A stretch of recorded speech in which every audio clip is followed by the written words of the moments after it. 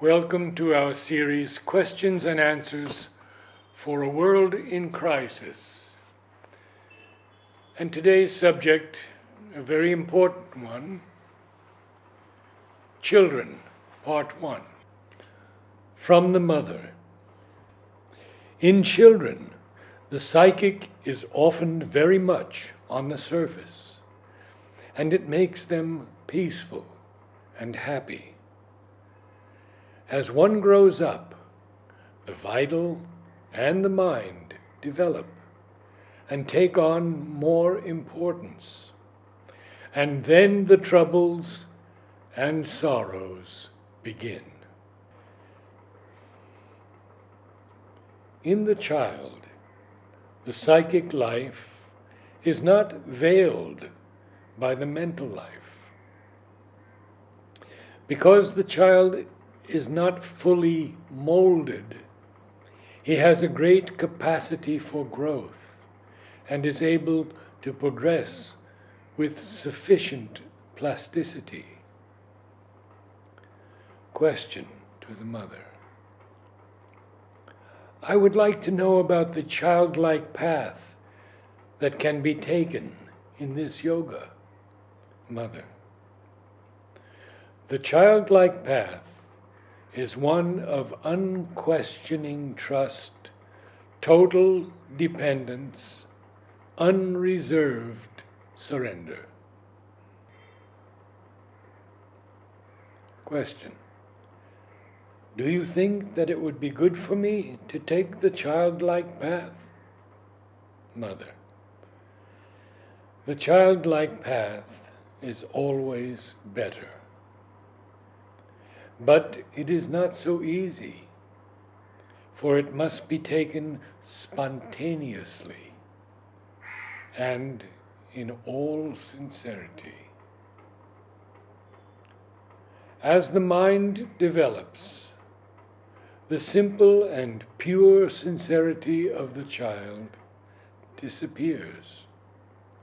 It must be replaced with a more conscious, more spiritual sincerity, the psychic sincerity. This is a long question, and an important one. So long as the new process of birth has not been normalized, and the children continue to be born through the present sexual process, is not the family life and atmosphere best suited to their upbringing, especially in their early formative years?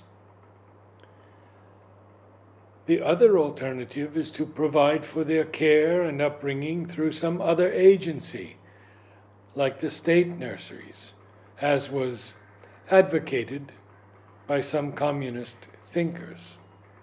But this view has not found many supporters, for it has been realized that the tender and affectionate care which the young children need could best be provided only in the intimate atmosphere of the family home by the parents. If this is true, then for the sake of the young children at least, would not the family be necessary until the new method of birth becomes possible and normal in the future? Mother. Here also,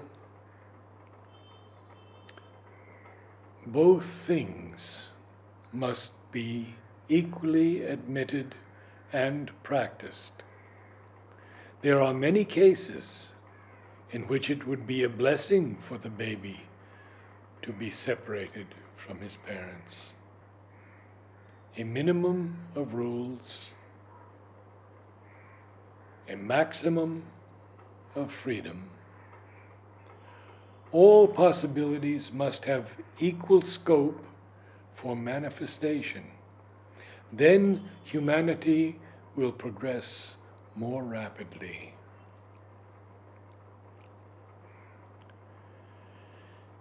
You say that you could not bring up your children properly because although you are well educated and cultured, you have no time to spare for them, and that your wife has time, but she is uneducated, uncultured, good for nothing.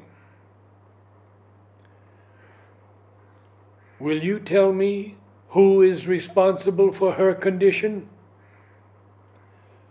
For more than 25 years she has lived with you. What did you do in these 25 years to educate her or give her your culture?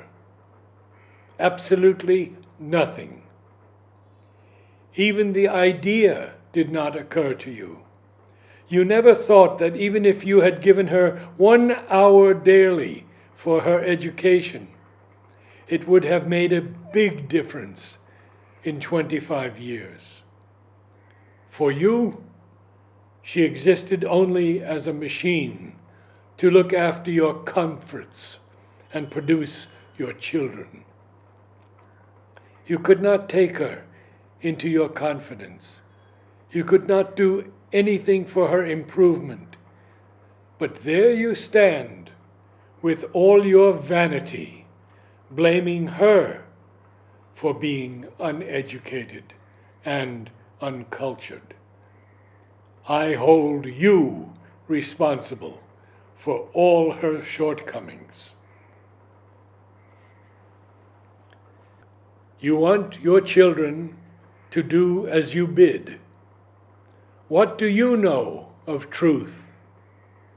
You want to impose your will because you are stronger. That way, a giant can catch hold of you, and you will have to do whatever he says. It is a most difficult thing to bring up children.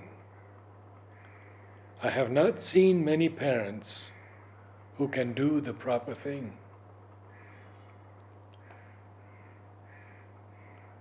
What right have you to impose your will on the children? You who have brought them into the world without giving any serious thought to their problems or making the necessary preparations. Do not beat your children. It clouds your consciousness and spoils their character.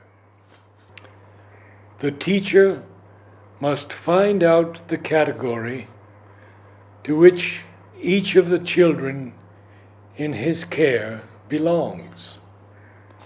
And if after careful observation he discovers 2 or 3 exceptional children who are eager to learn and who love progress, he should help them to make use of their energies for this purpose by giving them the freedom of choice that encourages individual growth. The old method of the seated class, to which the teacher gives the same lesson for all, is certainly economical and easy, but also very ineffective. And so time is wasted for everybody. Mother wrote this in January 1972.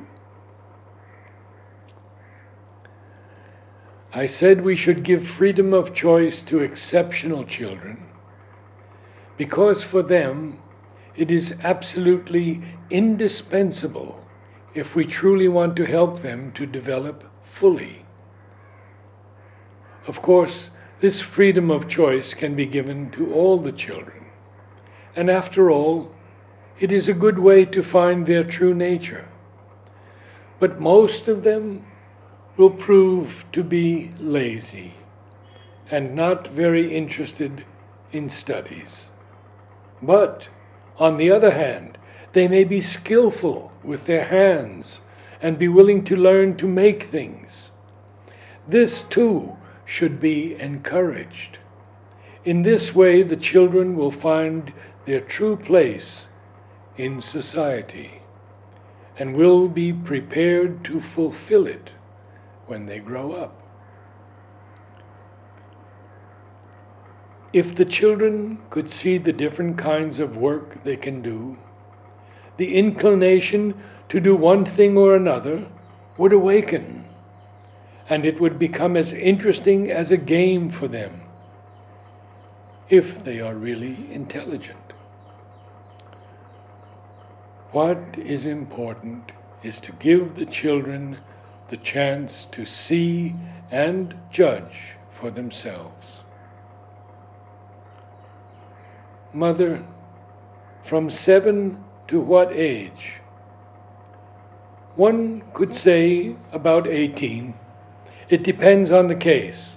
Some children are fully developed at the age of 14 or 15. It is different for each one. It depends on the case. 18th January 1972. Namaste.